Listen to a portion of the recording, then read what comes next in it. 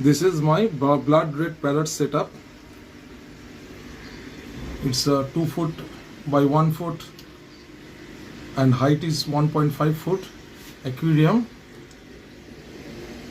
I gave lots of hiding places by giving inside terracotta pot, broken terracotta pots. You can see this. These two blood red parrots are in this. These are semi-aggressive fishes. You can see them. These are very hardy fishes, good for beginners. You can keep them in a suitable aquarium. But you have to give a lots of hiding places like this. And I have used a sponge filter. Thank you. This is Bhaskar from Kolkata. Always with you.